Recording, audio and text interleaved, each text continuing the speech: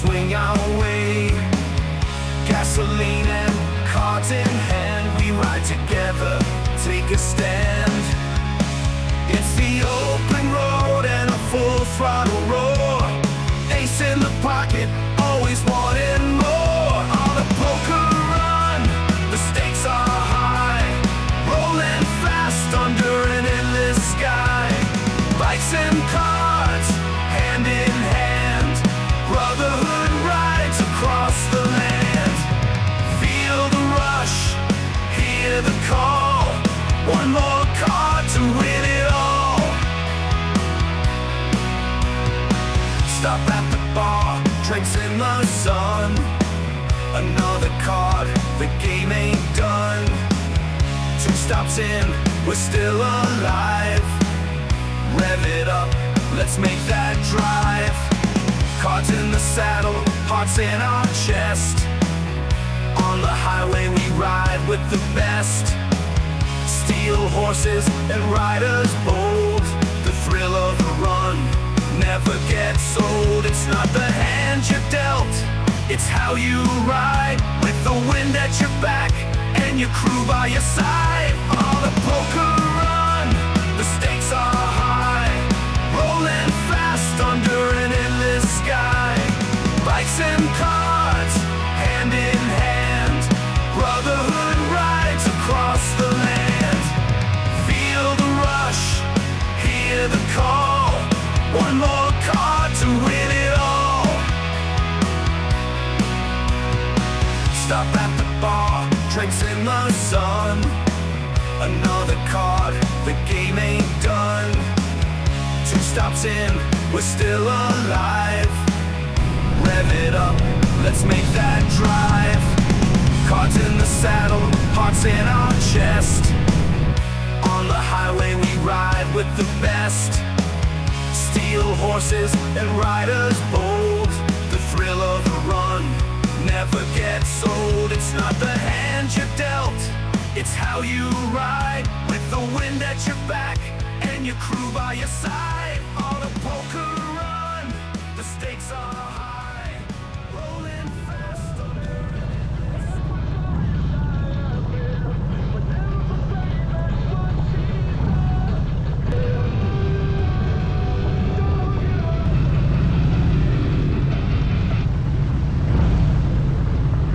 Jeg skulle lige tænke jer, lige man kan godt begynde at drøbe lidt. Nu holder du mellem 2 Harley.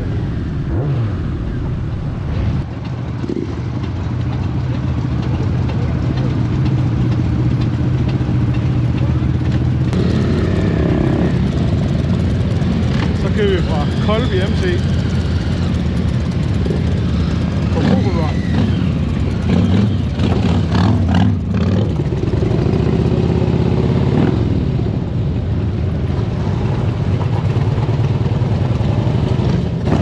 Jeg håber, at lyden den er god. Det er lige en ny placering til kameraet. Så kører vi fra Kolby MC. Vi har været ude og få en pølse og trække dagens anden sidste kort.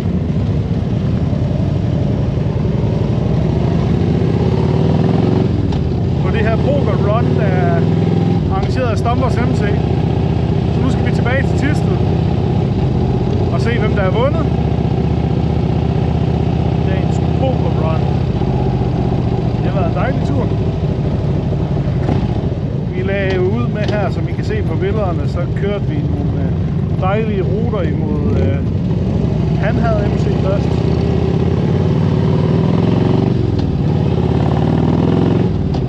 Vi havde sørget for lidt is og koldt til ganen. Og så da vi var færdige der, så kører vi videre til Mjølner MC ud i deres lækre klubhus. Sætter lige et billede ind.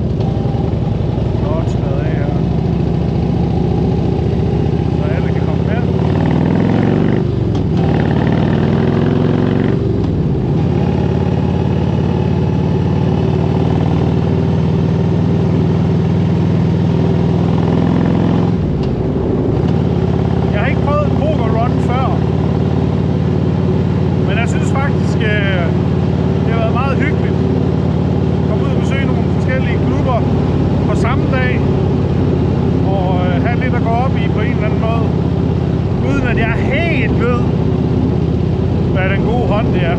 Jeg er ikke så god til poker. Men jeg lurer mig. Jeg tror ikke min det er en vinderhånd, desværre. Jeg tror nok efter diverse udgifter til mad og sådan noget på dagen, det er betalt, så tror jeg nok, de snakker om, at der var 1400 kroner til vinderen. Så det bliver spændende at se, hvem det bliver.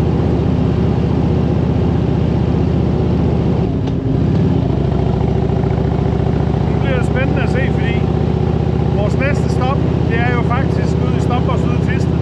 Men lige nu er vi i Villerslev og kører faktisk sydpå. Jeg tror nok, at det er Claus Madsen og Stompers, der er før an. Så det bliver spændende at se, når ruten den byder på. Jeg har koblet os over på min GoPro for at få noget bedre lyd. Jeg håber, det nye lyd her, jeg har fået, det virker godt. Men det gør også, at der ikke bliver så meget drejen rundt og sådan noget som med 360-kameraet. Nu er Seven Sons, det er jo en Harley-klub, og med det, så tror jeg nok, det er 6 Harley'er ud af 25 motorcykler i dag. Det er da meget pænt.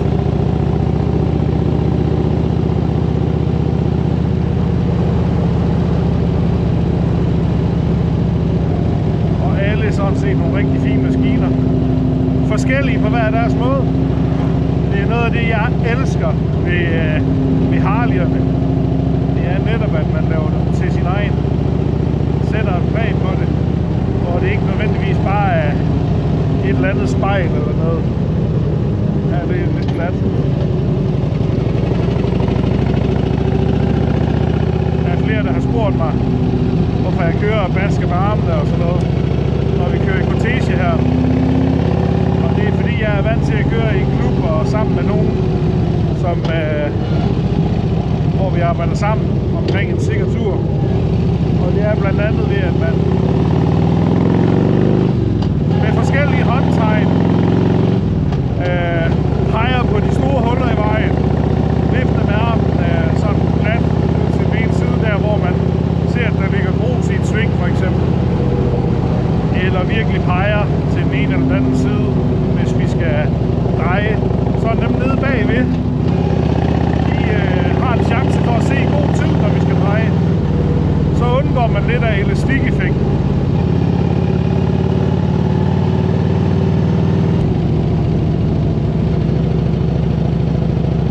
Det er ved at være længe siden, jeg har lagt en video op. Og det er faktisk fordi, jeg har været lidt stresset. Så af den grund har jeg valgt at prioritere min tid. Her i begge retninger.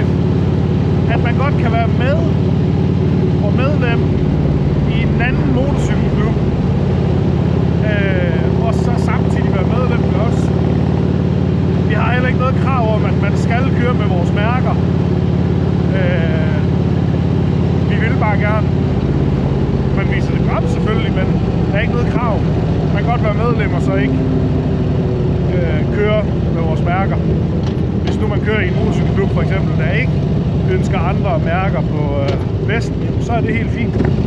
Det er fællesskabet omkring Harley'erne, der betyder noget for os, og ikke mærker det. Men grunden til, at vi 3 andre medlemmer her. De kører med mærker på vesten. Det er for fællesskab, men også for at reklamere for, hvem vi er. Fordi vi er faktisk stolte af, at vi har lavet en Harley Davidson klub her i Thy. Og håber selvfølgelig, at der vil være mere opbakning omkring det. Det kunne bare være mega hyggeligt. Men alle er velkommen i Seven Sons. Mænd som kvinder, ung som gammel.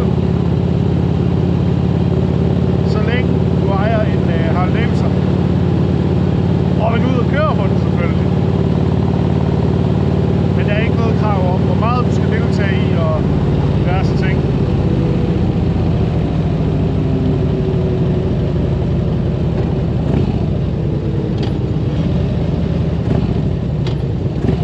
Her ved os der er det familie først, så kommer arbejdet,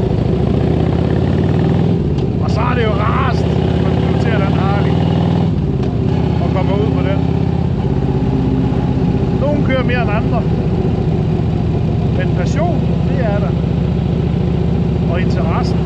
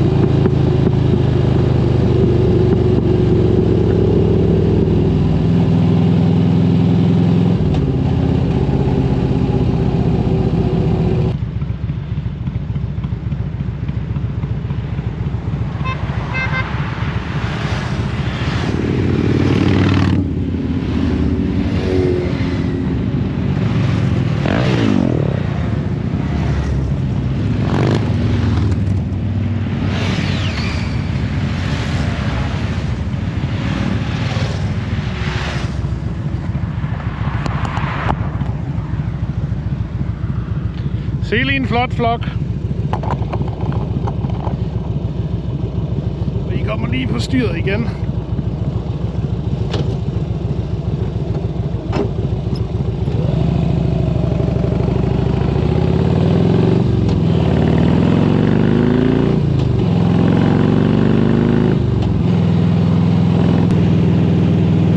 Og jeg tror, jeg slukker for kameraet for nu, indtil vi nærmer os Stompers klubhuset, og så sætter jeg lige lidt musik på højtaleren på motorcyklen her igen, og lyder den sidste del af turen, uden at skal tænke på kameraet.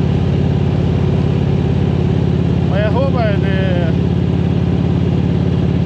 I har været glade og nydt at kigge med, og ikke synes, jeg har baglet alt for meget om alt muligt.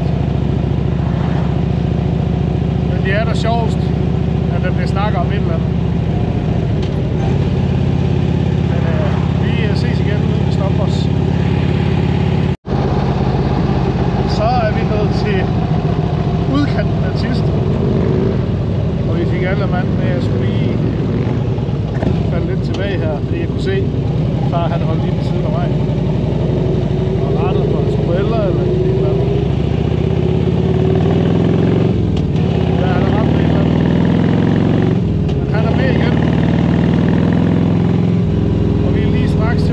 Stompers MC for at trække det sidste kort. En dejlig fællestur. Rigtig fine ruter. Stor ros til Stompers MC, som der har stået for al planlægningen af det her. Helt kanon. Jeg håber, vi skal på flere poker runs. Måske først næste sæson er der nogen, der tager initiativ til det. Men det her, det var i hvert fald en succes, som man godt kunne gøre igen. Det er helt sikkert.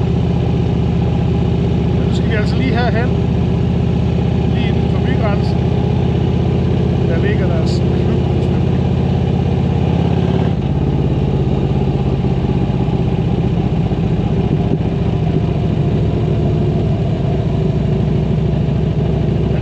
Jeg kan mærke det lidt i ballerne, at man har kørt en del. Jeg satte mig på Harley i morges klokken 10 minutter over 8, og nu er klokken snart 10 minutter over 4. Og så har der lige været de her indlagte pauser, hvor man har stået af, men man har kørt rigtig mange kilometer i dag. Det er fedt. Mega fedt. Og jeg tror, vi lige tager oppe her.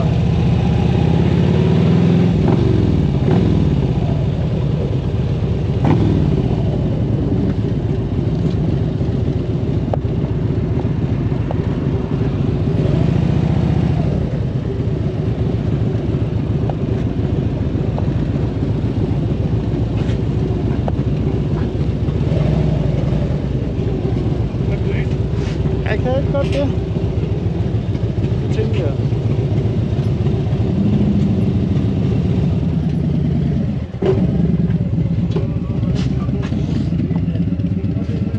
Det var en dejlig tur. Med æblekage og sager. Fedt.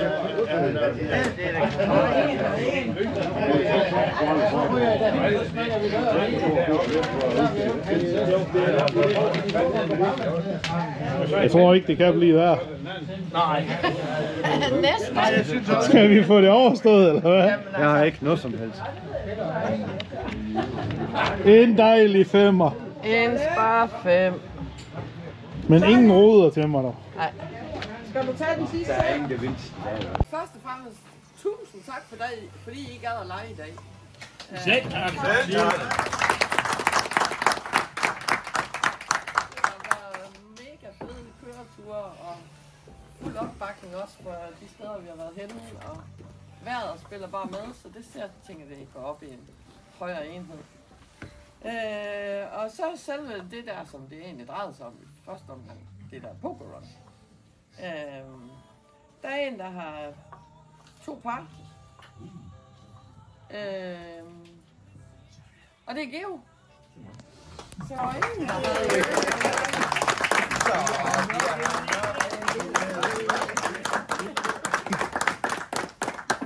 Tillykke.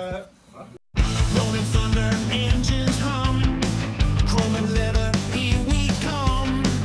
Winning out here, hearts on fire, chasing freedom, chasing higher.